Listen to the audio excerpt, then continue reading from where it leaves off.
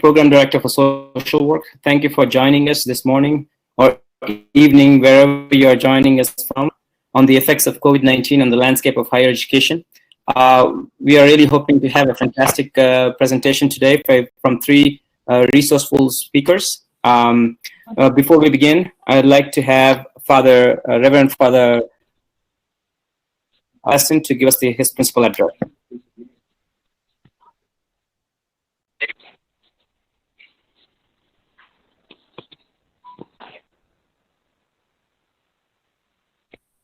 Father Sebastian.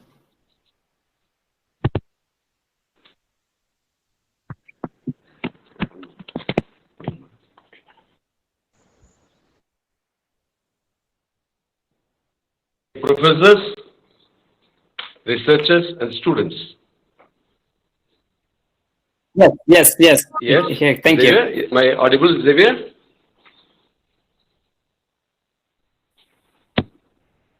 Yeah. Dear professors, researchers, and students, I welcome you all on behalf of Christ Arts and Science College, Cherry.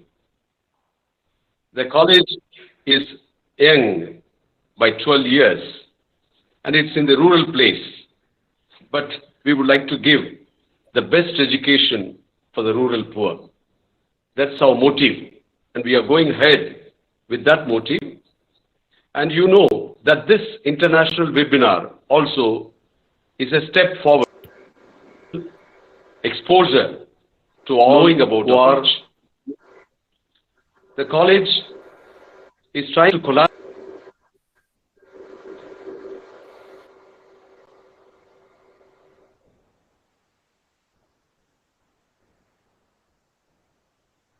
Father.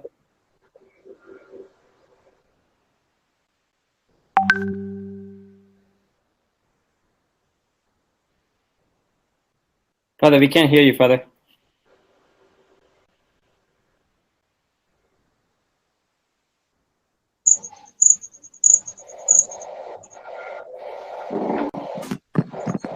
While he's getting it up, if all those here on the session, if you could please mute your audio, that'll be great. Thank you. This arrangement of webinar, and it has come out today. And I request everyone to participate and gain a lot of knowledge out of this. And then also, all those who are benefiting out of it may know that this is the cooperation and collaboration of many, like international institutions and our own college.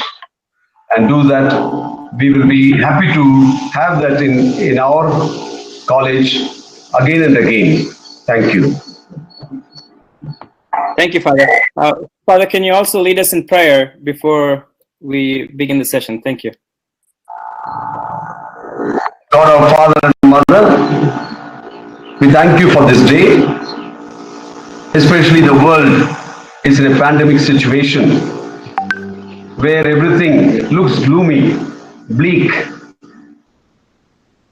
Lead us with your spirit to come forward and take over any situation of darkness into light. And today's effort of this international webinar is led by your spirit, so that we may give that confidence. The title itself is saying that we are going ahead with what we need for the new curriculum and in the field of social work. That gives us immense pleasure that we are always in the positive stroke.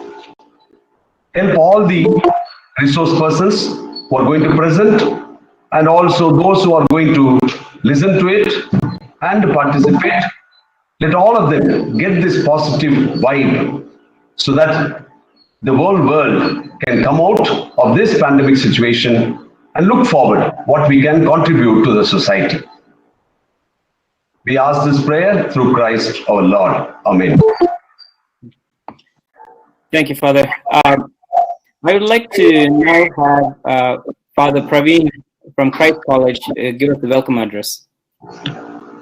Dear professors, researchers, and students, with the Department of Social Work, Christ College of Arts and Science, welcome you all to this international webinar on the topic, effects of the COVID-19 on the landscape of the higher education, especially the social work curriculum delivery and fieldwork. At the outset, I'd like to welcome the management, staff, social work department staff and students of our college. We as Department of Social Work have planned to have this international webinar, and we approached Dr. Francis Xavier Rock Origanti, the Program Director, Social Work Department, Avila University, United States of America. It was Dr. Francis Xavier Origanti who arranged the resource persons from two renowned universities in the USA to arrange a resource person from Bangalore, India, and also willingly accepted to moderate this international webinar. Dr. Francis Xavier Rock Origanti is a well-wisher of our college, and once in 2 years, he brings his college students from Avila University, USA to a college for a visit and to have a dialogue and interactions with our college students. Dear sir, we are very happy to welcome you on behalf of our college. Welcome you, sir. Thank you. A very special word of welcome to the speakers of the day. Welcome Professor Lindy Peterson Wilson, Director of Field Social Work, Avila University, USA. Welcome, ma'am. Thank you. We also welcome Dr. Tony Jensen, Program Director, Social Work, Nebraska Wesleyan University, USA. Welcome, ma'am. Thank you. We are also very happy to welcome Dr. Jayakumar, Assistant Professor, Department of Psychiatric Social Work, NIMHANS, Bangalore, India. Welcome, sir. Namaskar from Bangalore. Thank you, sir. At the end, I welcome you all, dear participants, to this international webinar, which is going to be a dynamic and interactive, throwing some light on how social work could be viewed in times of such global crisis. It's indeed a golden opportunity to enrich our professional knowledge. Welcome all. Thank you. Thank you very much, Father Praveen. Before we go on to introducing the speakers, I would like to remind everybody that if you could please mute your audio, that will be extremely helpful. You can avoid a lot of background noise and you'll have a much better presentation. So if all of you could please mute your audio, that will be great. Thank you. I'd now like to invite Father Arulmani to introduce our first speaker, Professor Lindy Peterson Wilson. Father Arulmani. Very good morning to all of you. May I take the pleasure of introducing Ms. Lindy Peterson Wilson, who is the Director of Field Education and Assistant Professor of Social Work at Kansas City, Missouri.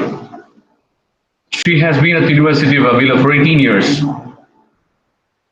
Lindy attended the University of Iowa, graduating with a BSW degree, a BA in journalism, and an MSW degree. Lindy is a licensed specialist clinical social worker in Kansas. She has practiced as both a generalist and a specialist social worker, including administrative roles, program development, and evaluation. Prevention services and early identification of at-risk children and families are among Lindy's areas of expertise. Previous to teaching, she has worked as a volunteer coordinator, a clinical family social worker, was a supervisor, and a social worker in a boys group home, and a clinical supervisor for about 18 years. She also served as a field instructor for BSW and MSW students while in the agency. Lindy began her teaching career at Mary Crest College in Iowa as a part-time adjunct instructor for master's level students in a substance abuse counseling program.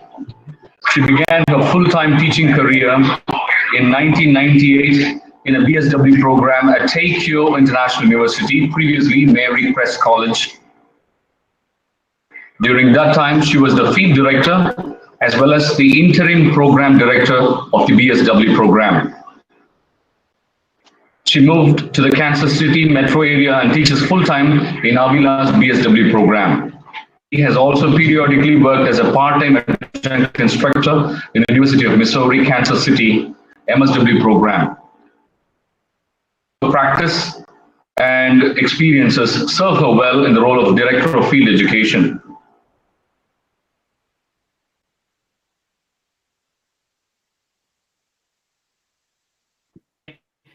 Before we begin, Lindy, Professor Lindy is going to be talking today about field education and the impact of the pandemic on the field education. If you have any questions, I would request that you place them all in the chat box, and we will try to answer those questions at the end.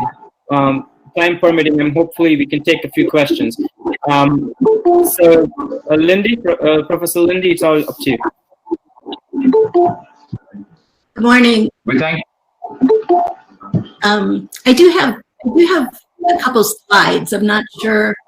I sent them, or I have them on my desktop. Is there a way for me to put them up? Yeah, just pull them up, Lindy. If you're...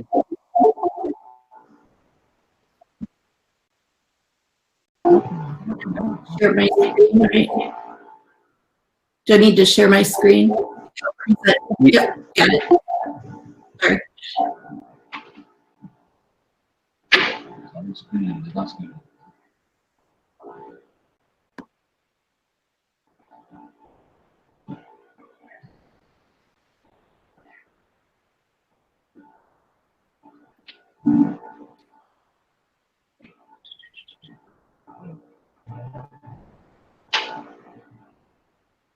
Can you see them? Yes. Yes. Yep. Are they okay that way? Can you see me? Yes. Okay. I am really excited to be here and to talk with you about our field education experience in the last few months. And so I thought I'd just start off by setting the stage a little bit. Obviously, we're all in the middle or somewhere in a pandemic, COVID-19 virus, and it's been a difficult time for everyone. For Avila University, we left in mid-March for our spring break, and right before spring break, news was hitting the United States about the COVID outbreak in China. And I remember being in class and thinking it might be a good idea for my students who were leaving for spring break to maybe stock up on some food. I had taught some disaster courses in the past, and so I asked them if they'd heard about COVID-19. Hardly anyone had, and I think they kind of laughed at me when I told them they might want to have a couple weeks food supply handy in case we had to shut down. Then I have not actually been back on campus since March 6th, and I never really thought it would go on that long. I probably would have unplugged my refrigerator and maybe cleaned off my desk a little bit better and at least brought my textbooks home with me. So how did that affect field? This past semester or this past year, we had 9 students in our field program. We're a small university, and then they were about 3/4 of the way through their field placements. So our field requirement is across 2 semesters, and usually they would do 500 hours in field. So most of them were approaching 400 hours at the time that the shutdown occurred. Before I even got back, I started hearing from my students, or before spring break was over, and then we had an extended week of spring break to try to pivot and put all of our courses to be taught remotely. I wouldn't say they were put online, because we all know there's a big difference between pivoting in a week and putting your courses online and actually planning and preparing an online course. Hearing from my students, and one of the first students I heard from was in a field placement in a nursing home, and so she had been asked to not return to that facility until further notice. Some of the initial outbreaks of the virus that occurred in nursing home facilities on the Kansas side were a bi-state area, so there's Missouri and Kansas. And so I have students in both states, which was one of the complications. From additional students, I had students in schools, and in Kansas, Missouri, by the time our classes resumed remotely, Kansas City, Missouri had pretty much shut down everything in the city. And so many of my students were either had to switch to starting to meet over some type of electronic format or online format, or the phone often. Most of our students end up working in high poverty areas in Kansas City, Missouri, which is an urban area. And so many of the clients they were serving did not have good access to high-speed internet, or even some of them didn't have access to computers or cell phones, or really any way to connect. I think that some of the concerns I listed for you on the left side of the screen, and kind of just went through this thinking about what things came up right away in field. And so there were a ton of things that came up really fast, but these were the ones that really sprang to mind as I prepared for this talk. Right away, I was really concerned about safety. A lot of the students worked, as I said, in schools or in direct service in community-based agencies with populations that are homeless. Some were working in medical settings. And so it was very confusing in the United States initially what we were dealing with and what really people should be doing to protect their safety. So as my students started calling, my main message to them was stay safe, don't do anything that you feel uncomfortable with, prioritize your health and safety. And that's kind of been the number one thing I think that, of course, all of us are interested in preserving, and also to me that was the bottom line. I didn't really want them to worry so much about their hours that they were risking their health. As I said, we moved quickly to teaching, learning, and field supervision. And so right away, I contacted all of my field instructors, many of whom I've worked with for long periods of time, like years, that I would use them every year for probably a decade or so. So they were familiar with me, but I was starting to panic at home thinking I'm going to have all these field instructors just lock their students out of their placement, and how are we going to have them graduate? Because our students, when they're in their field, are in their senior year. So they were 8 weeks away from graduation. They also do a capstone project their spring semester, and they do research in their field settings. And so in March, most of them maybe had begun to collect some data mid-February, but they had planned to continue to collect data early April. So they were very short on their data. And of course, as students do, they were panicking about that.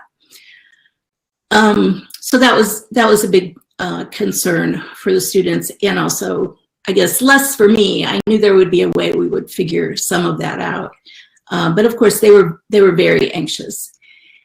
As I said, some of them definitely had issues with navigating the internet and the equipment. And of course, our courses were not exactly simplified when we threw them into an LMS or some type of remote fashion. So I definitely had some non-traditional age students that just kind of froze. They became pretty immobilized and felt like they just couldn't navigate the technology that was required. And of course, because the schools shut down and work shut down, many of our students had multiple family members needing internet access and separate computers at the same time of the day for hours. And so there was a lot of managing of that for students. And I saw a lot of students just become immobilized and confused about what they should do and how they should. I think the other thing that struggled with in-field was suddenly they had caseloads. By this time in their placement, they were actually serving clients. And of course, we talked about ethical obligations not to abandon your client. And yet, for some of those clients, maybe they had worked with all year, to actually say goodbye to or wrap up their relationship in any way. For example, in a school district with poverty issues, there was just some of those families didn't even have telephones for the student to call them. So we did some problem solving on that, of writing a note that could be posted when school resumed, and just tried to deal with the grief of that, particularly for the students placed in school social work settings.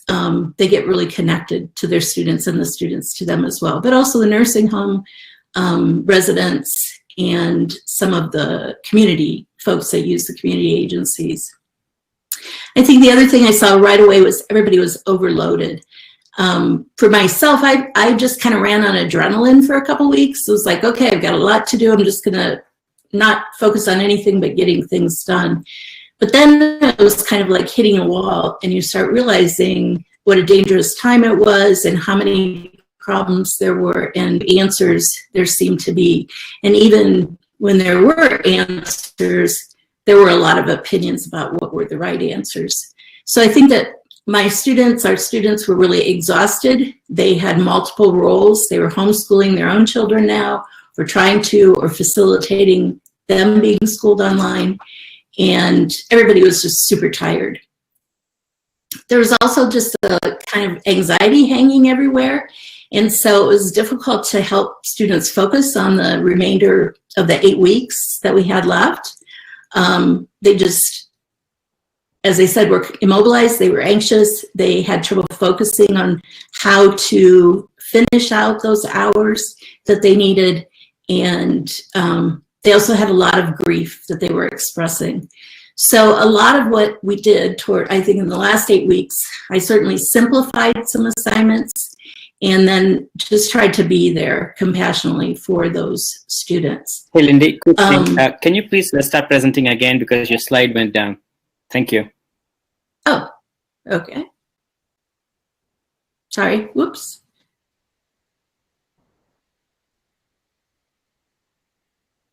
And everybody else, if you could please avoid presenting using the present button on the bottom, that will be great. Thank you. I'm sorry. Okay.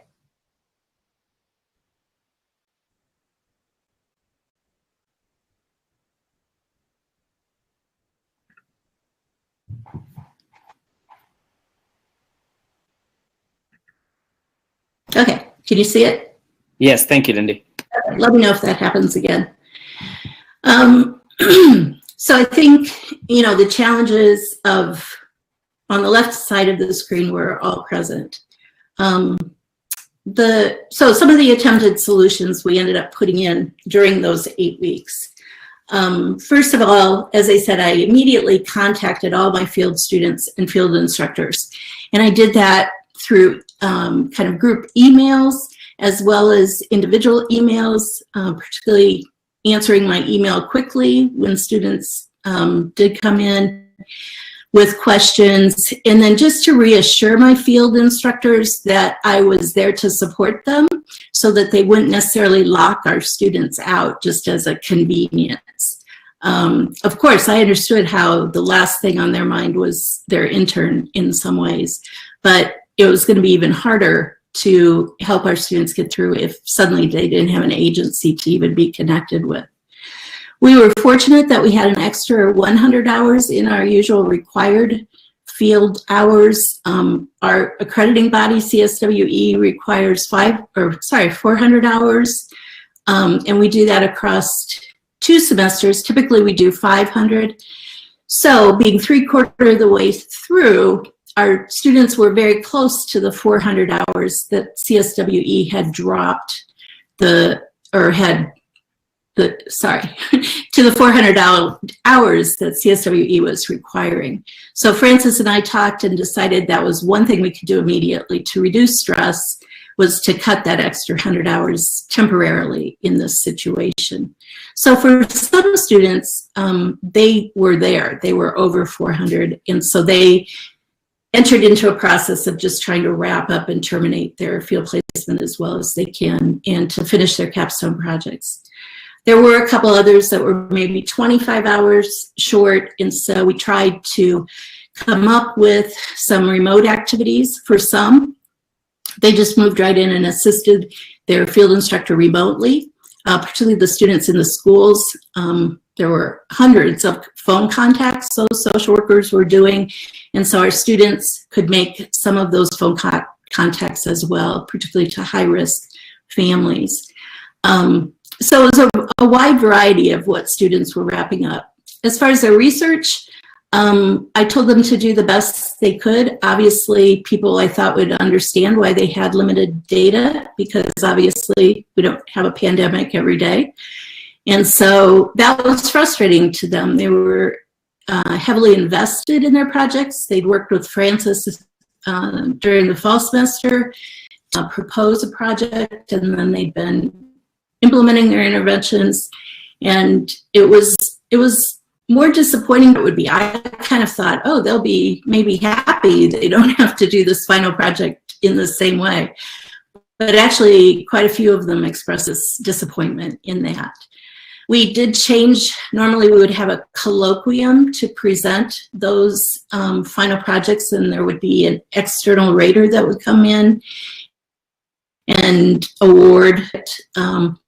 So we canceled the in-person colloquium, and the students did PowerPoints, and they were presentations on, and then our reviewer reviewed all of those prior to be able to rate. I think that was pretty effective. I had never really used VoiceOver with PowerPoint, and I was surprised how easy it was. And really, the students actually presented much better without having to be live. I don't know, they took on their final PowerPoints, but they were very professional in their presentation and did a nice job. Hey, Lindy, can you please pull it up again? Sorry. Sorry.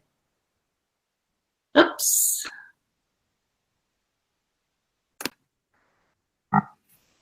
Is it just getting tired? Is that what it's doing? I think as soon as somebody else starts to present, yours disappears. Okay. See if we can. Oh yeah, there you go. Thank you. Okay.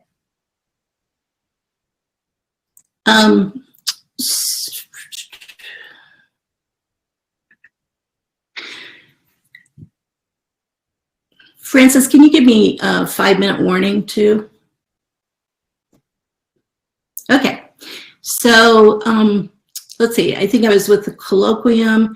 Some of the creative things students came up with, they did go, a couple of them would go, like initially our library or Learning Commons was open, so if they had poor internet speeds at home, they would meet with maybe another student at that student's house or at the library, and that way they could kind of have a buddy team where they were helping each other with the technology piece of that. And I think that did get some people going again. Lindy, you have about 5 more minutes. Okay, looking ahead, I think the things I would say are, as I'm looking at the 2021 year, I have spent now the last, well, a lot of spring and then up until this week to place 15 students. The biggest hurdle was most agencies don't want an intern at this time because they're trying to grasp how they're going to deliver their services and just feel they can't host a student. Luckily, I had about half of those students placed, and then it's been consistently calling and developing new field placements. And I started changing some of my language in terms of calling it hosting a student, and that the students could gift them with extra hands and hearts, just trying to change the perspective about this, that a student wouldn't be a burden, but a student could actually be a help in this troubling time. I think the high director engagement with students and field instructors is really important. They really needed my support. Avila did a really good job of having some of our deans and some of our administrators call students if we requested that, write them notes. And again, for some of my students who are struggling with mental illness and even more depressed, being isolated, they commented about how those kind of notes were real pick-me-ups that helped them finish out the year. And then I pretty much, I gave them my cell phone number, which I normally don't do, so they could contact me anytime just to get some moral support. And my goal with that was to keep them enrolled and keep them hanging in there because, as I said, they were seniors and they needed to graduate. So you can just kind of see some of the other things that we did. And just to close out here, then I would say I just kind of summarized the I guess, top things that I would really keep in mind if you're looking at field education.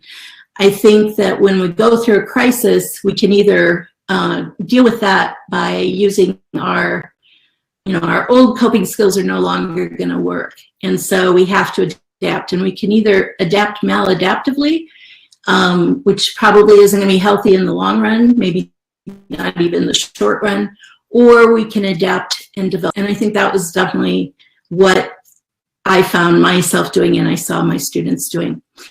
I think we need to find those creative solutions. I'm a whole lot more tech savvy than I ever have been, even though I like that kind of stuff.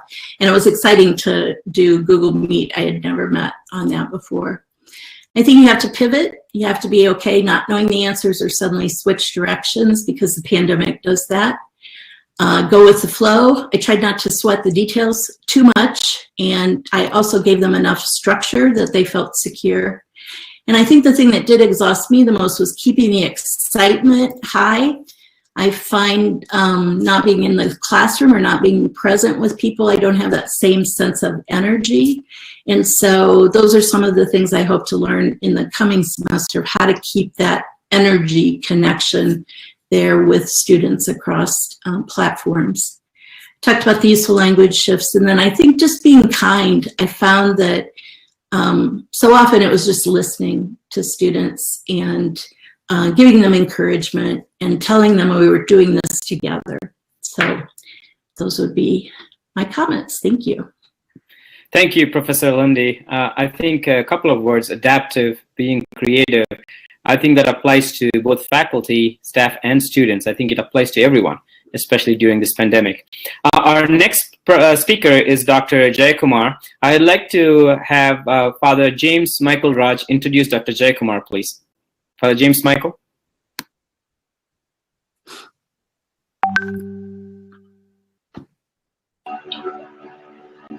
It is indeed an honor to introduce our speaker, Dr. Jayakumar.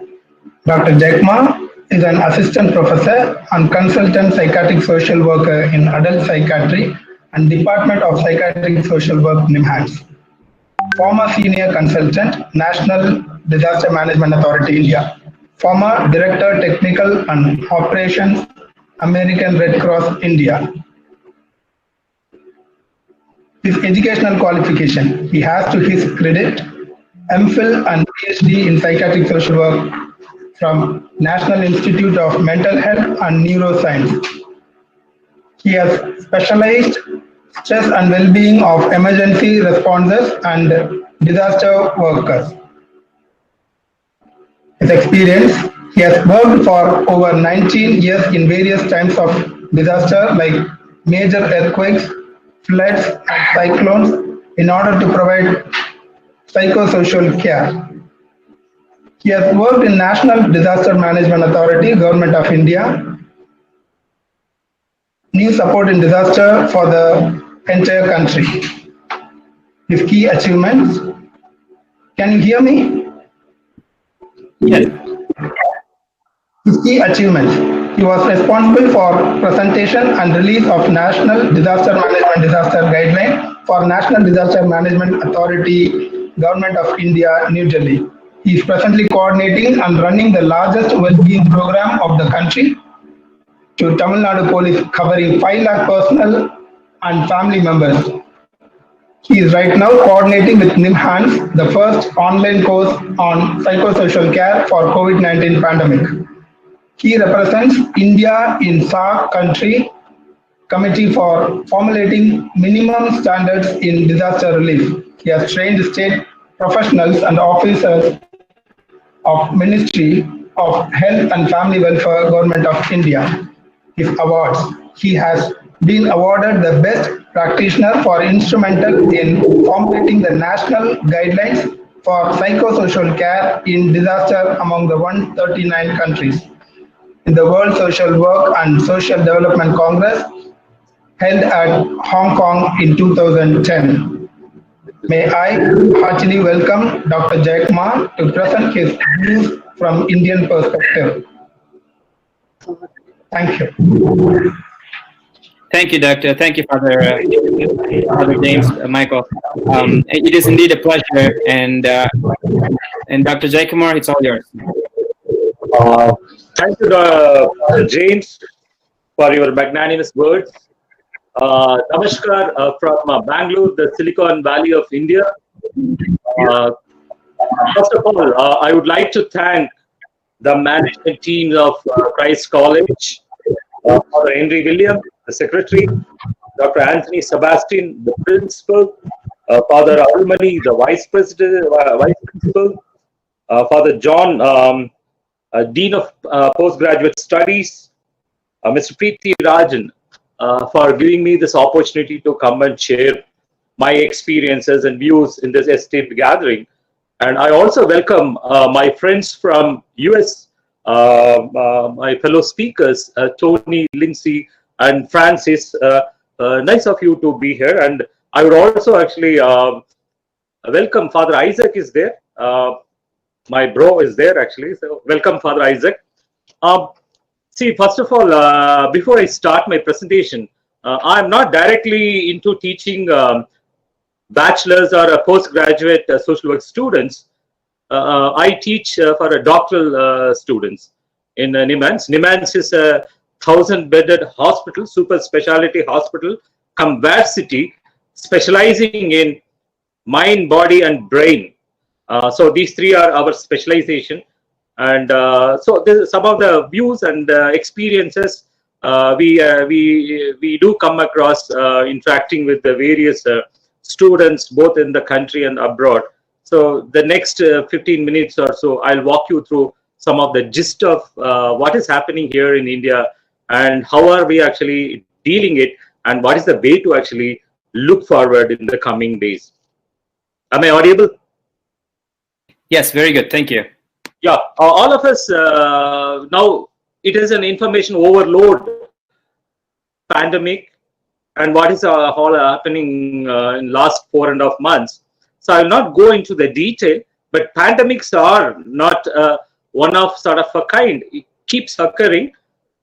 The kind of actually 2020 pandemic, which we saw last was in 1913, the Spanish flu.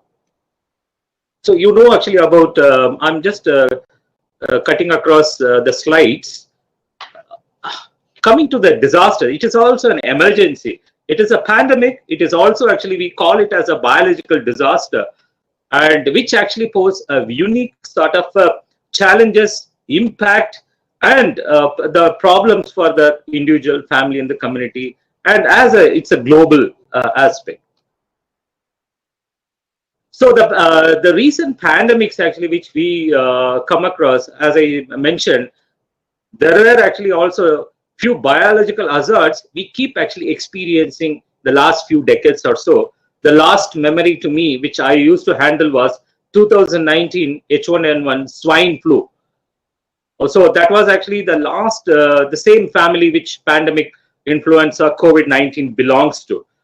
So it has been actually occurring, but the veracity, the impact is actually unprecedented in 2020. So the characteristics of these biological hazards are all these things: agent diversity, the route of transmission, the hazard identification, and how it actually that it affects the incidence, the lethality, and the geography wise. So it is actually cutting across the globe in today's times. So coming to my own specialization of Lindsay was keep talking about psychosocial impact, about panic, anxiety, overwork, over-exhaustion, all these things. Of course, it is just not actually disrupt our lifestyles or our life.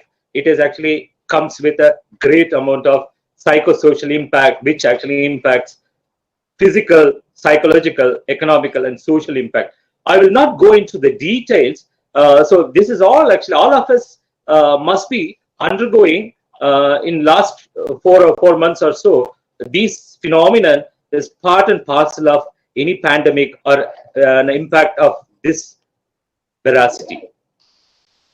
So the psychological impact, so the as a student, as a teacher, as a family, as an administrator, every one of us actually undergoing this impact and anxiety, panic, all hallmarks of any pandemic. That these all aspects actually, that the drastic change in the way you live has posed much more grave threat to your emotional well-being, and actually it disturbs the equilibrium of each one of us life.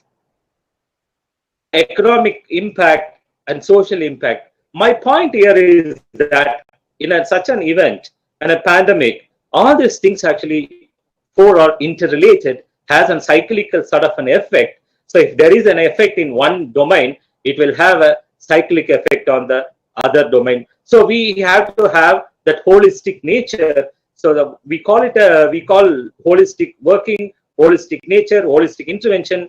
Here the impact is holistic. The topic of the day, the introduction of what is that we are going to do in the social work education curriculum, field work as such.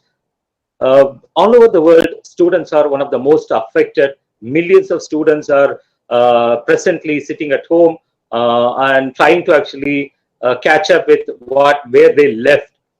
And this pandemic has transformed the century-old face-to-face, chalk-to-chalk education into a sort of a virtual driven sort of a thing. So there is a drastic change in this education also. So, but it also actually efficaciously presented as an opportunity to personalize education. So no more actually the classroom. Every house is actually a classroom. Every one of us actually became an institute ourselves. So strengthening the educational planning and health measures can provide healthy environment. This is all actually some of the things which is happening. And there are certain studies, evidence-based studies also actually quoting that there are 25% of average sample reported to have, this is actually, I'm talking about the students population, various psychosocial issues while learning virtually. And also the anxiety and panic, which I mentioned, and Lindsay also said about the academic delays, the cessation, disruption of continuity in education, and the economic effects of pandemic, and other aspects of impact of daily life also keeps lingering on the students as well. And another study also says that the pre-existing mental health conditions, and mainly due to school closure or college closure, loss of routine and restricted social connections also pose large amount of mental health issues among this young generation also. The situation should be managed only by coupling the student faculty mental health with the social work education, and that is also said. And we all know that social work is actually a multifaceted field. We have various domains to look into it, and some of the hallmark of our field is that the classroom teaching, the supervising, the field level, all these things are actually today went for a toss. And what is actually the challenges in India? How our my colleagues from various colleges are actually dealing with that? So immediately, Lindsay was talking about adopt. And as we are all actually made to adapt to any situation, cope with any situation, quickly I'm just giving you some of these points only, that short term and long term, quickly our colleges were able to adapt to the available technology through various mediums, and mobilizing various resources available. For example, India is one of the largest mobile technology market in the world. And so that was actually quickly they could harness it. And today also I was reading a news in Hindu that 80% of our education through virtual in last 4.5 months were going on WhatsApp in mobile. Not everything is going on a laptop or actually something. So that was actually the today's news. And setting up one of the shop 24-hour health desks for administration faculty, and curating existing content and gathering feedback. So all these things are actually nowadays happening. So online teaching has its own characteristics. So what are all some of the features actually that presently it's going on, that the classroom culture has been changed, the structural assistance, the structural has gone into from a classroom to a bedroom or maybe a hall or wherever it is. The success factors is that you get connected to various resources around the globe, the world. See, I'm connecting to Nebraska, probably somebody from Sriperumbudur also must be connected. So interacting system has become very, very easy, and evaluating system, that is actually a question mark actually today. It has not been that much formulated. Learning outcomes, so we are looking at on the virtual knowledge, that cognitive domain and affective domain. And today here, Lindsay said that people are exhausted, fatigued. How much of cognitive input, information overload is happening? Affective, it is also affecting your mood also. You are all the way from morning to evening, getting into online things. So that is also the learning outcomes also, how much you can able to integrate and assimilate these things, and the learning learners' characters, the learning style of online learners. And most of these people are actually first-time learners, except actually people who are from that hi-fi IIT and those sort of people who have been already into this. And for a social work curriculum for the students, this is mostly sort of a first-line sort of learning, and social interactions and online learners. So social work used to emphasize on the social interaction, community interaction. That has gone now, and the thumb rule of rapport building, interacting, all this gone. And today we are entirely depending on the mobile phone to actually create a rapport. And so there is actually going to be a lot of challenge in this area also. And the demographic of online learners, actually, important aspect happening in India. I'm sitting in South India. I'm sitting in the Silicon Valley of India. Here the internet is 4G or 5G. So you go to actually Northeast or some parts of the India, or even actually the rural part of the India. So there is actually a large amount of digital divide, which actually poses a grave threat actually of reaching this in social work education, the knowledge, the skills to students. For example, one of my doctoral student is supposed to connect from Kashmir for an online Viva, and there actually there is only 2G net. So how so we and rest of us actually having a 5G net in cities. So there is actually a large amount of digital divide, and also institutional administrative aspect, the institutional policies, the institutional support, environmental effect, all these things actually steamrolls a major challenge for a social work education.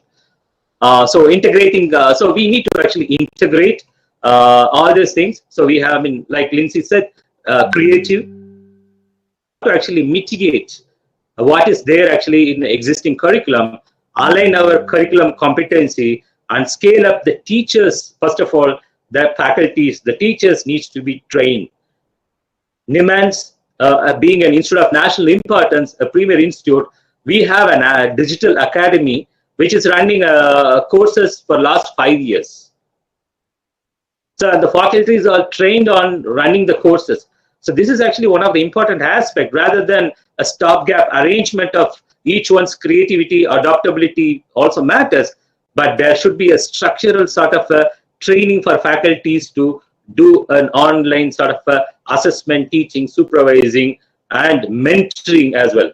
And also the openness to change and learn new things, new modalities are there, and ensure that scientific literacy actually there. So we are all actually going on online. It is very time limited. So how are we actually going to ensure the scientific literacy per se, and promote and monitor good online etiquette? That is also important. We don't know actually how many of our students are really listening to us when we actually take classes, whether they are in the, just putting the video offline, and we don't know actually what is, or only God only knows actually where they are. Or even actually our faculties also may be teaching, maybe cooking at kitchen, or we don't know actually. So there should be actually some sort of a good online activities needs to be taught, and interactive problem solving and discussion in small groups are very, very essential. And these are all some of the challenges. I think I will not go into it. Probably when I take the question and answer, I can take all those things. As faculties, I had interaction pan-India across with various faculties and the students. These are all some of the experiences of faculties of running this virtual social work courses. Some of this actually that it was very hard actually to connect, and how much they are satisfied, how much we are giving is being assimilated. So these are all some of the things which faculties expressed, and the students also expressed about the anxiety, panic, and some of them there may be actually large amount of attrition and dropout of students, or actually looking for alternative livelihoods to support their education also actually happening, and the whole family environment has been disturbed. So what's the way forward for the curriculum? So the curriculum, first of all, should include how to deal with these sort of exigencies like pandemic, and that needs to be tailored to the personal, to the family, to the community, to the curriculum requirements. And train the instructors, and adopting online emotional, remote platforms available. And also we have to actually do large amount of skill building. I think it's gone, huh? My presentation gone. Yeah, your presentation is somebody else is presenting right now. If they want, they are most welcome to do it. Yeah, Gayatri Rajamanikam, can you please? I think now she's gone.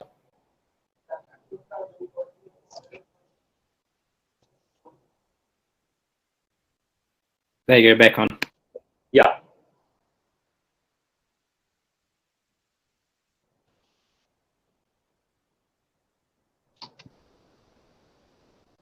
Again, go on. I think she has some points to tell me or tell the audience. I think she's very excited to share her thoughts, looks like it. For some time, we will give you enough ample time to actually interact. Can I go ahead? Gayatri, can you, Gayatri Rajamanikam, can you log off?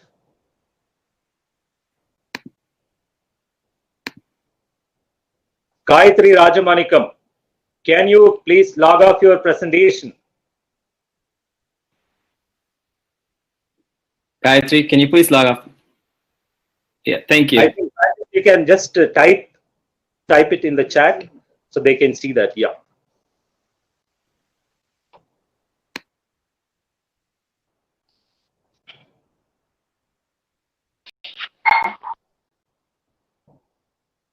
Am I online? Yes, you're good now. Yes, you're good.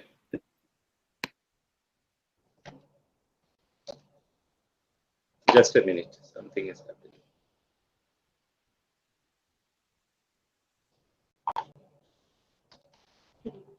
You're able to see? Yes, it's good now. We can see way forward. Yep.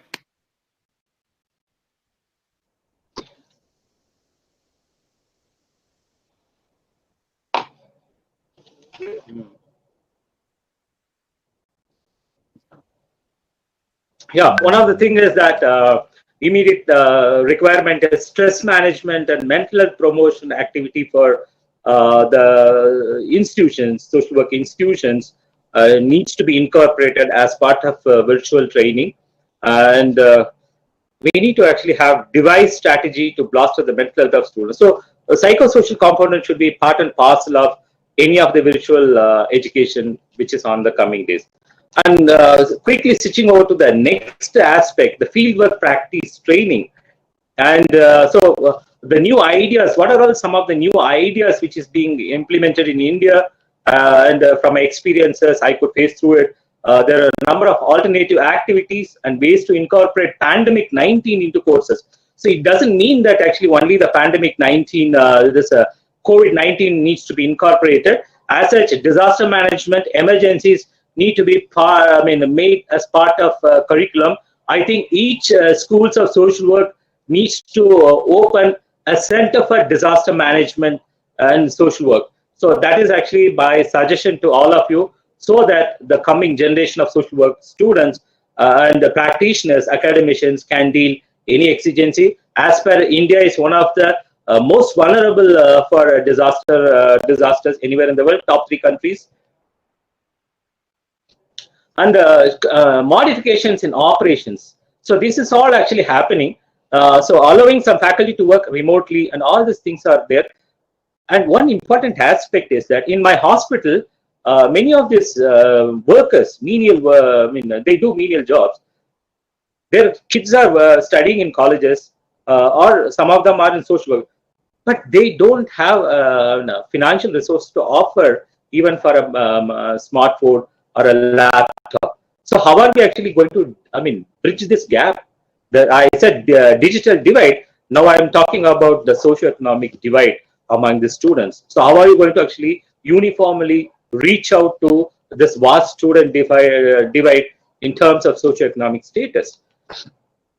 And also, we need to actually also tele-arrangement with the various agencies need to be done, and ability to attend the meeting online, work on projects from home. So all these things are actually very new to even all of us, and social work is no different. And how are we going to actually engage them in professional development activities? So we need to actually brainstorm, think, and come up with certain aspects to actually look into that. And some of the things needs to be included in the curriculum as such. These are all some of the things. I quickly put it in a very broad manner. So we have one thing is that social worker is actually a superstar of disasters or any emergencies. In our sector, he has certain skills to actually offer. So we need to actually look at holistically, multidimensionally, multi-sectorally, so that the convergence happens very easily into this curriculum. And structural modification also is required. See, these are all some of my suggestions. So virtual fieldwork, which is already happening. We need to actually also analyze already. So if you're not going into the fieldwork and doing the project, so you can take up certain secondary data, paper clippings. So all those things, creating an IEC material online, involving teleconsultations, and also actively involving this fieldwork as a neighborhood social work. So, and also involving people who are already practicing social work, past alumni associations. So through them, you can actually provide the students a good sort of a project or fieldwork sort of training. And supervising is important. So that is nothing much to say about it. The last, we need to actually change. We need to change our pedagogy, not on the normal times, but it is a pandemic pedagogy, a new framework, new guidelines, new ethics, new SOPs needs to be done. So the pandemic pedagogy is different from online or distance education. Online education or distance education is just sustaining, continuing where we left before March. But the pandemic pedagogy is actually need to rejig. So it's a pandemic is a catalyst for all of us. So the capacities are less. So we need to build the capacities. Faculties are pushed to adopt all of a sudden. So we need to build in that area. And pandemic pedagogy demands flexibility without compromising quality of education. And options are more. And today the virtual options are more. Anywhere, anything you can connect or you can bring in. So the solutions are less for the digital divide which I was talking. There are several challenges and need to use multiple modems which is offering today. The teacher should identify learning outcomes. It is just not actually the presenting in virtual platforms. Information communication technology into pandemic pedagogy for a multi-dimensional learning is the way forward for social work anywhere, at least I would say to our own setting. And PPP offers opportunity, creativity, and unmatched resources. It is the new normal for social work education in India. So what is the thing actually we need to look into it? We need to change fundamentally. No, not only the careers, even our lives. Resilience, we need to actually bring in that resilience component into social work education. Adaptability, collaboration, communication, empathy, creativity, and added to that the last emotional, social, digital intelligence to coming. And I would say that finally, and today, the present generation is a Z and Alpha generation. Without technology, they are not there. They are the people who is going to be the torchbearer of technological education in the coming days. And we need to revamp and rejig and rejuvenate. This is an opportunity pandemic is offering to all of us. Thank you very much for your patient listening, and looking forward to take your questions. Thank you. Thank you very much, Dr. Jayakumar. That was a very informative, practical, and useful presentation. I'm sure we could have spent a lot more time, an entire session just on your presentation. There was so much content in there. So we were happy that you were able to present. I would like to next ask Father John Maria Joseph to introduce our final speaker, Dr. Tony Jensen. Good morning, Dr. Tony Jensen, and my dear participants.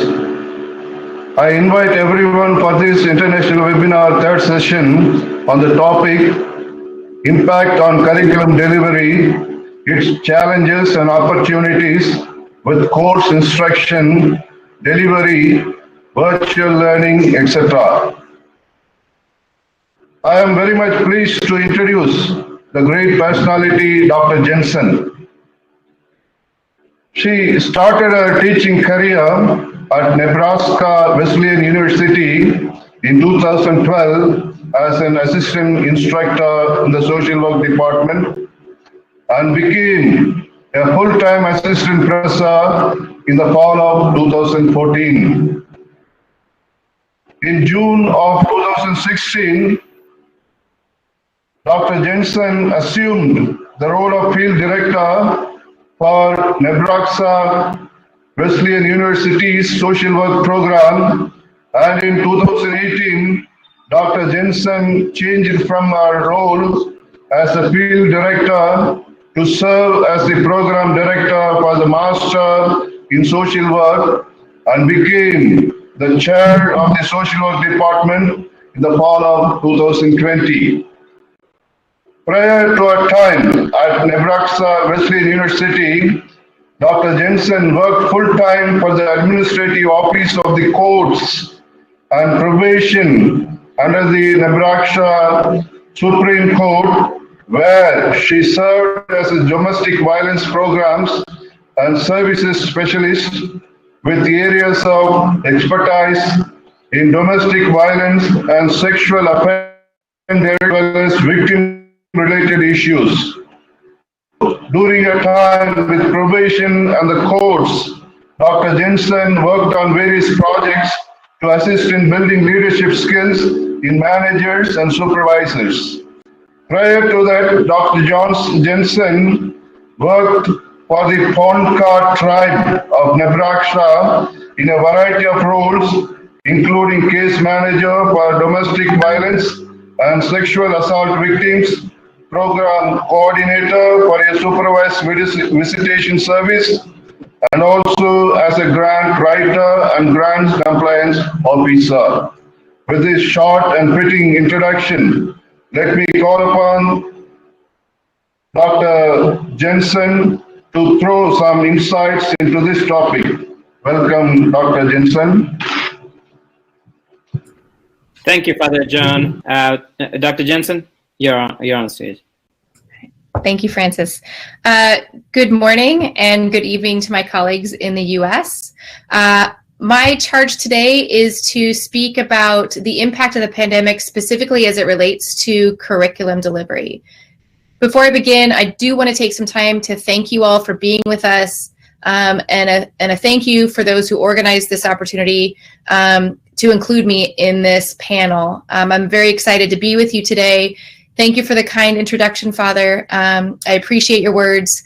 Much of what I'm going to share with you has been shared by the other two presenters. So I'm going to try to keep my remarks on point and reinforce a lot of what they've already shared with you. So for my institution, Nebraska Wesleyan, and I also spoke with several colleagues teaching in other universities across the United States, for us, the pandemic really pushed us to put our course delivery in an online format, as Lindy said, with very little time to prepare. So similarly to Lindy's experience, we had about a week to put all of our courses online. We teach at Nebraska Wesleyan, some of our courses cross 16 weeks, some of our courses cross 8 weeks. So we really spent the last 8 weeks of the semester online. And for some of us, that required us to put an entire course online in about a week. So I teach at an institution that is primarily in-person experiences for students. So a lot of our faculty were asked to use technology where they had little experience, really, if any. And so I was privileged enough to have taught online and received education online. So that put me with a little bit of an advantage, excuse me, over some of my colleagues. In conversations with my colleagues, there was a lot of challenges, but also some really amazing opportunities that came out of it. So I'd like to start with the opportunities first, because I believe very strongly in the strengths perspective, and I want to bring that perspective to us today. So as I stated, we were forced to move online. Our buildings shut down. So many of us were teaching from our homes. What that meant, on one side, was a lot of distractions and interruptions due to home-based environments. I was working from home, trying to teach during the day and during the evening. I have a 5-year-old and a 7-year-old. So my students were constantly seeing my person in my environment, which provided a good challenge and an opportunity, because it really helped our students and helped me as an instructor see our students in their environment. That personalization helped create relationships and rapport that would not have been possible solely in a classroom setting. We were also able to use web-based experiences to discuss practice implications. What does it look like if you have to meet with a client in an online format such as this? How do you look for nonverbals the way that you do? How do I, as an instructor, assess you in the kind of normal way we do in our course delivery to ensure that you are really seeing all that you need to see to know about that person? How do you know that your client is in a space where they can participate in confidential interactions? And so we talked a lot with students. Our curriculum kind of shifted out of necessity to an online format, but it provided this really wonderful opportunity for us as faculty to think differently about not just service delivery to our students in terms of coursework, but how our students can deliver services to their potential clients.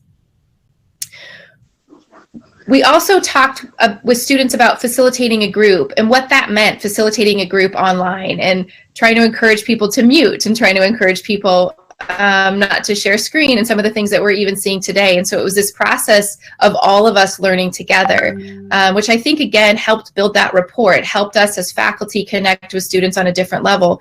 And as a result, I think it really helped us as faculty to be able to empathize with the student experience a little bit more.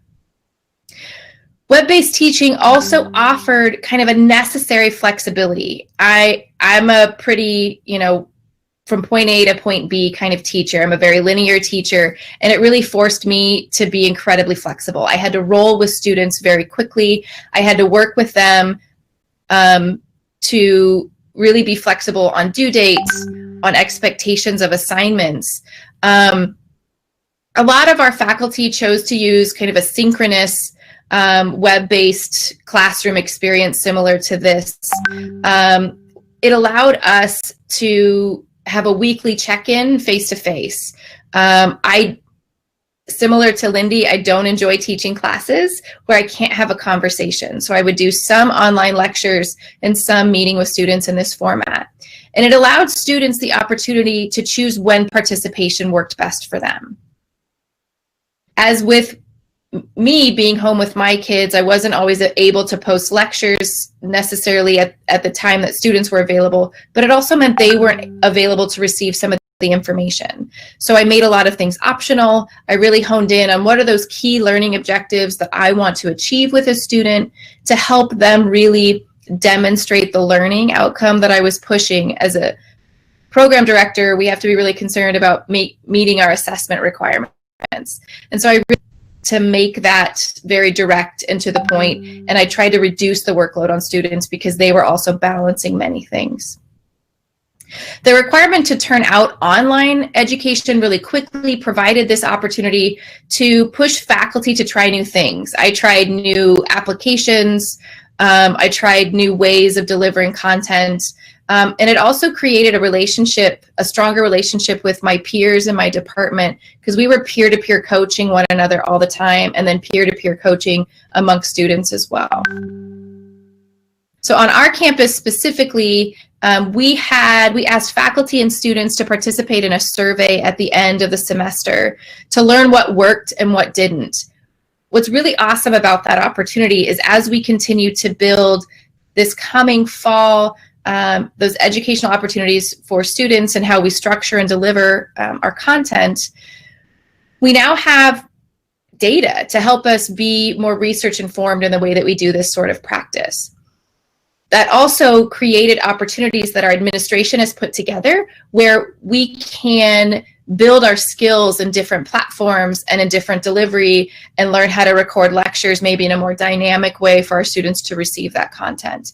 Some of these pieces of technology I never even knew existed. So I'm really excited to get into the fall and move out of kind of panic pandemic mode in terms of preparation and really move into a thoughtful online delivery of course content. Part of what we also did was really revisit our learning objectives over the summer around what could this look like and how could this assignment maybe be different.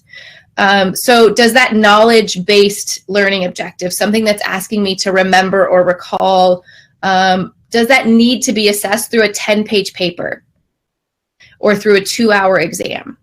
Or could it be assessed through a discussion board? So kind of building from what Dr. Jayakumar spoke about is really kind of thinking about how do we have this pandemic pedagogy where we're looking at how to deliver content in a way that where our students are, that person environment where they're at with the stressors that they're experiencing and trauma that they're experiencing. I know that was shared by both presenters as well. A lot of our students were experiencing grief and we're really struggling with how to stay focused. Similarly to Lindy, we had a lot of graduates last year that were really sad about their not being able to celebrate that in the traditional way. But what that provided for us in terms of an opportunity is we were able to celebrate this accomplishment as a small group and as a team. So we planned a celebration where we were able to really sit down and provide students with specific feedback and thoughts of encouragement. We actually wrote every student a congratulations card, which we had never done before, but we really special experience for them. And we received so much positive feedback that it's something we're going to implement into our ongoing practices in our program. So the pandemic and all that really followed created these opportunities to explore real life social issues in real time. Similar to what Dr. Jayakumar said, the social work concepts were so easily translated into the pandemic and its impacts on existing social problems. We were able to really look at some of our social justice issues in a different way when we looked at the disproportionate number of people of color that were impacted by the pandemic. We were able to look at issues of intersectionality between socioeconomic status, looking at employment and looking at access to food and food insecurity in ways that students hadn't seen or been exposed to before. So they were really able to see how one event impacts individuals, groups, families, communities, and organizations. And it really provided a really interesting conversation around person and environment. So some of the challenges that we saw or that I experienced personally is my home became my office. I'm sitting at my dining room table. And so for me, it's been really hard to find a separation from work. I'm working at all times during the day when I can find a piece of time to really dedicate to my teaching and my feedback to students. Students were struggling with the same thing. Some of them had a hard time completing assignments, so that's where both of our flexibility came in. One of the negatives of that, or a challenge, is this idea that some students were not always able to complete successfully. Some students didn't get the grade they needed in coursework and will have to repeat that coursework, which obviously has a financial impact as well as a persistence impact. Some students chose to drop courses or not complete courses at this time because of what they were experiencing. So again, here in the US, that has implications of student loans and financial assistance, as well as I'm nervous moving forward in the fall about our students' ability to persist and to continue on with their education. So as I stated, some of our students experience trauma, whether that's due to the loss of loved ones whose funerals they could not attend, or not being with a dying family member in the moments prior to their death. We had students experience loss in terms of a lost job. And so a lot of that, we know that intensifies the impact of trauma, all of those stressors, as well as just the real traumatic events around loss. And we know that when trauma occurs, the ability to engage in critical and cognitive thinking is really diminished. So it really required me to be very clear, to tell students expectations over and over and over again.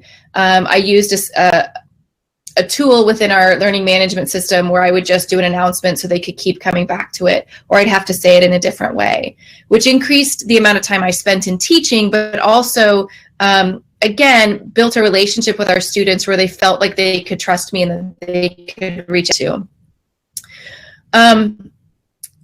It became hard at times to really assess some skills. Hearing from my colleagues who teach more the individual assessment courses, they struggled with, how do I truly know that you're able to engage? How do I know, as Dr. Jayakumar said, that you're actually reading anything, or you're listening to anything, or you're watching anything? And so that provided a challenge to us in terms of, how do I truly know that you can do this skill and you can demonstrate this competency?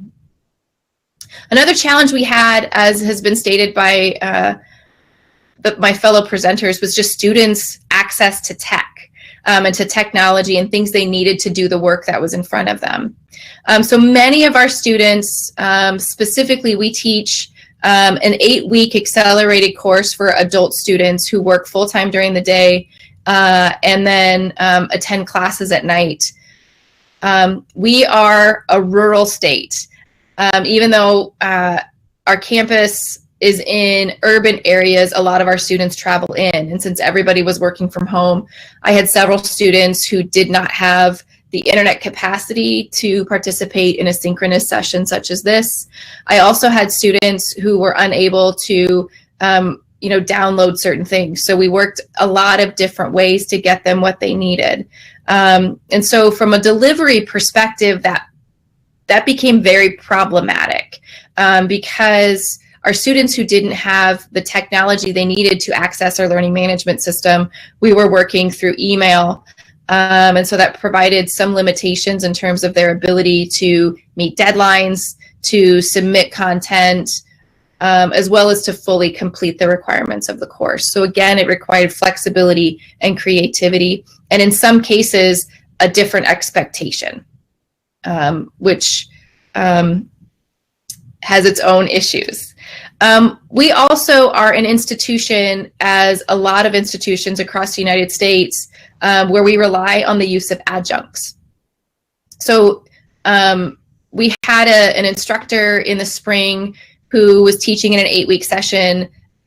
So she literally had 1 week to put a class fully online, and she had never taught the course before. And so we work off of a contract where they get paid for the time they teach the course, not necessarily the time they prep the course.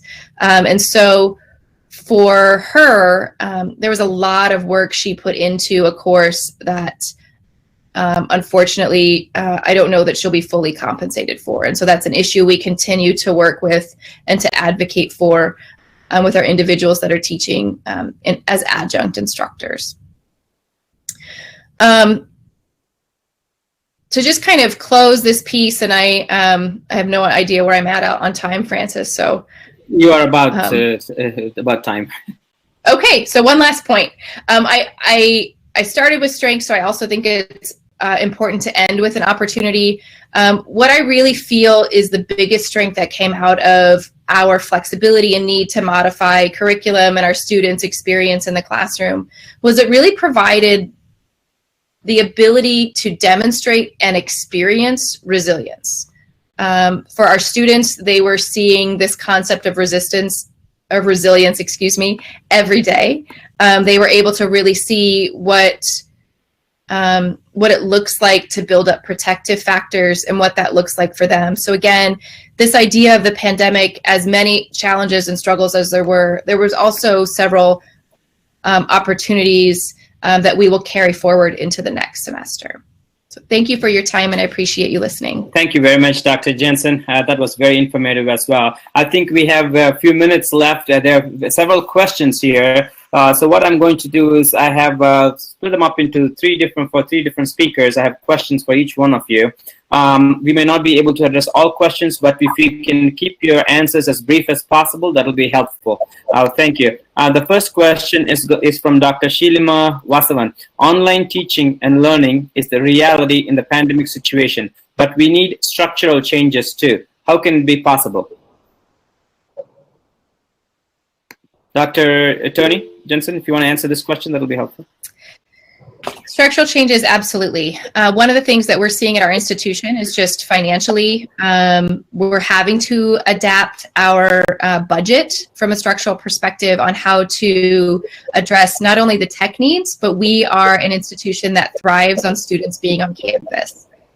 And so we're having to look financially at what that looks like for us, not having that budgetary implication.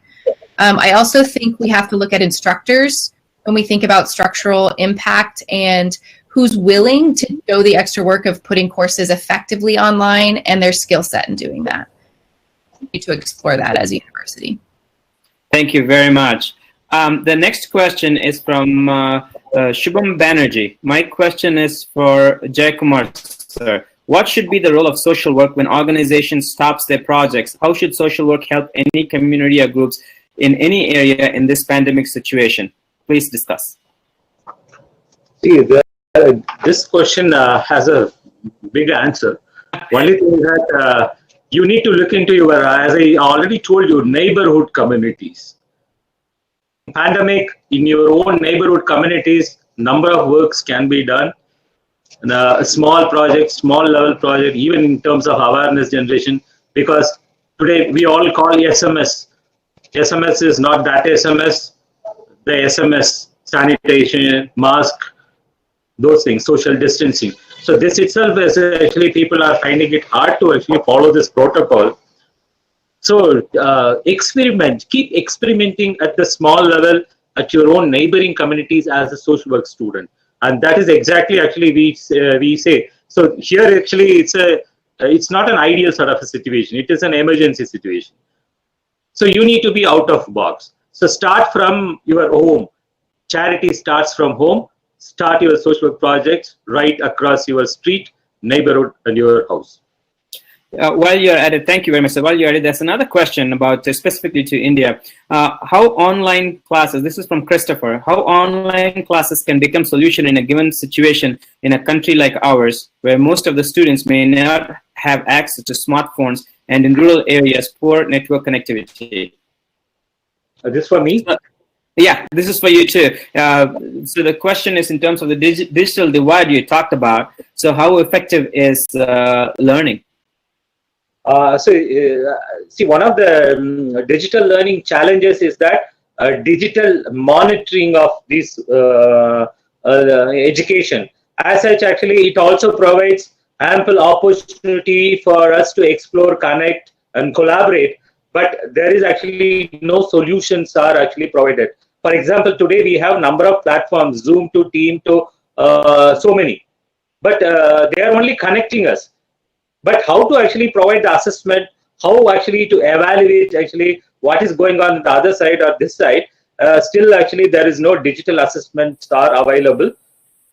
There actually, as a social work educators, we need to put in our focus and bring out certain sort of amount of checklist or some amount of easy tools to actually do this.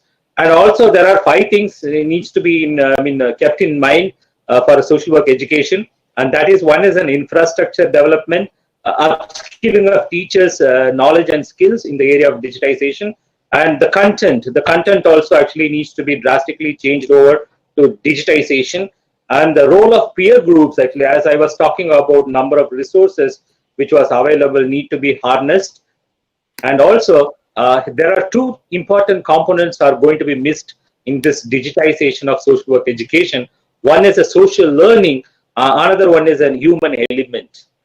So how are we going to actually bridge or compensate this loss is actually a question I'm putting across to all the social work educators, administrators, and even the students, and even my friends from across the sea for this to answer.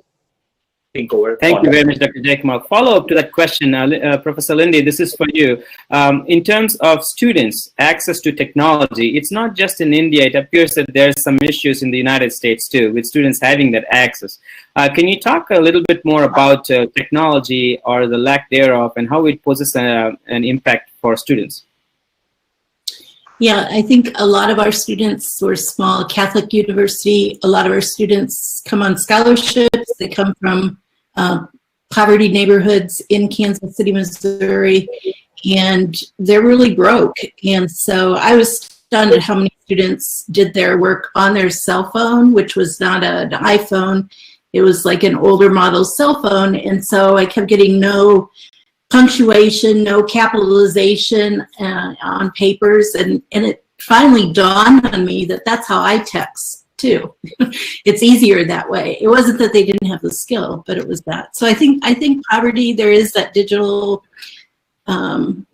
divide in terms of being able to afford it, and the university is expensive for all students.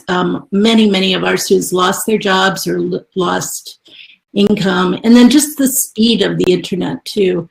A lot of students just didn't have a high enough speed to be able to download videos or, some of the other things that we were putting up in our enthusiasm. So I learned to keep it a lot more simple, and I really like the idea of having a spot available as we reopen campus, but even if not a lot of people are there, just a spot they can socially distance or physically distance, but go and get the tech support they need or sign in on a better system. I think that would make a huge difference. That was a big frustration. So. Thank you very much, Professor Lindy. There's a couple of, there's one question that several people have kind of asked. This is a very loaded question. It's a very heavy question. And I'm going to ask you to respond to it in 15 seconds or less, if possible.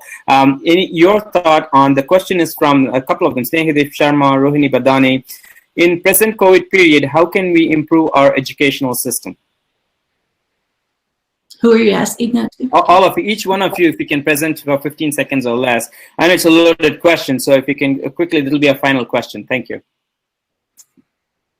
I would put back the humanity. I think we need, in the United States particularly, maybe some civility again, just some basic etiquette pieces, and that human connection needs to come back, respect.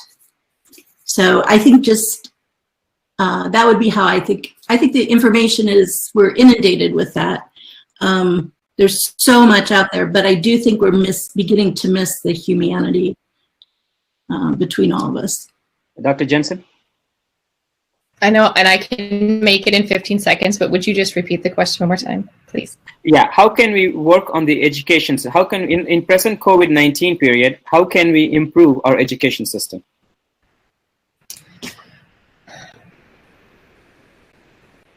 Improving accessibility, building off what my fellow presenters have said, make it more accessible for anyone to feel included in our ability to provide the educational experience they're wanting. Thank you. Last comment to you, Dr. Jayakumar. Yeah, at present, as all of us put it, adopt to a new normal. Whatever the things, there are 4 important aspects which endangers our lives today, that is health, society, and the earth.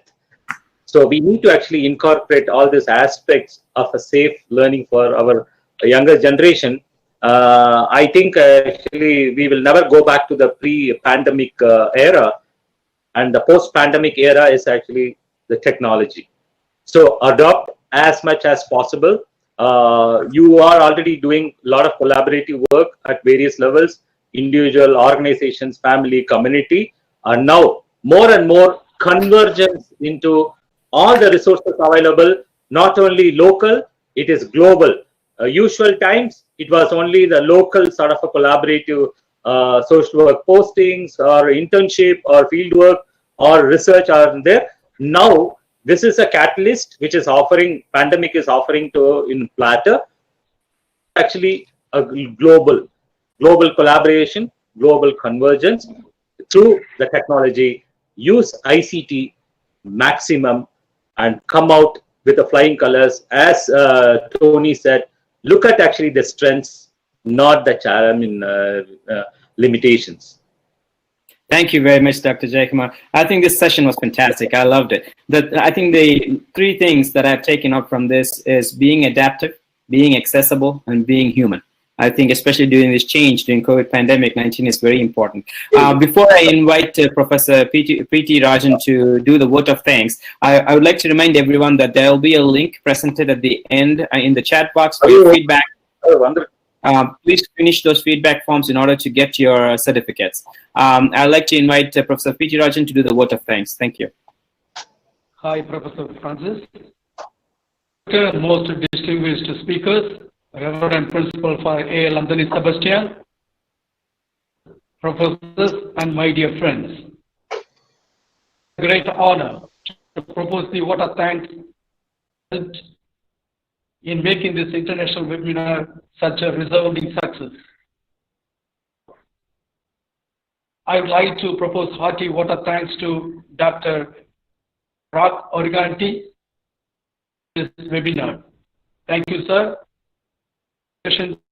In such a wonderful fashion. I express my profound gratitude to our distinguished speakers, Mr. Wilson from Avila University, Jayakumar from Nimans, Bangalore, Tony Jensen from Nebraska Wesleyan University. Presentations and making the webinar interesting and meaningful. I'd like to thank our college management, Secretary for Harry Williams, beloved Principal for A.L. Anthony Sebastian, support and guidance. To express my gratitude, staff members, webinar a grand success. Thank all the people who have participated overwhelmingly and making the event success. The wonderful students who have turned up in such a great number, college, but also from other colleges, for your cooperation. I thank you all for your cordial cooperation. Thank you very much, Professor Preeti Rajan. That concludes our session. Thank you very much for joining us today, and have a wonderful day, rest of your day, and good luck with everything. Thank you very much. See you all.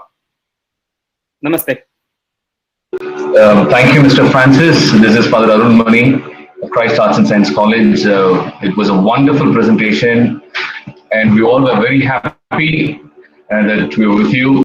And Lindy and Tony, their presentation was really awesome, and we would like to thank you, especially in a very special manner, for putting these things together and then bringing people at the right time. And you were wonderful, stopping people at the right time and giving proper instructions, and then you were making things so beautiful. And we were so happy to have you, Francis and Lindy and Tony, Mr. Jayakumar, and his presentation was really good, sir, from Nimans, and you were able to throw beautiful light on the Indian perspective.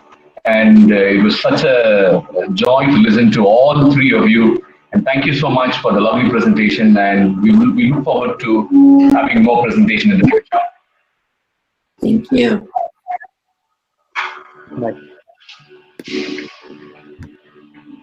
Thank you. Thank you so much. God bless you. Thank you, sir. Congratulations, sir. Thank you, Jayakumar, sir. Thank you. Thank you so much. Thank you. Thank you, one and all. Thank you, Lindy, and thank you, Thank Tony. you. Bye. Good night. Good day. Good morning. Bye, everyone. Thank you, Francis. Bye. Thank you, Dr. Jayakumar. Gloria, Bye. thank you, Lindsay. Yeah. Excellent. Thank you. Thanks a lot.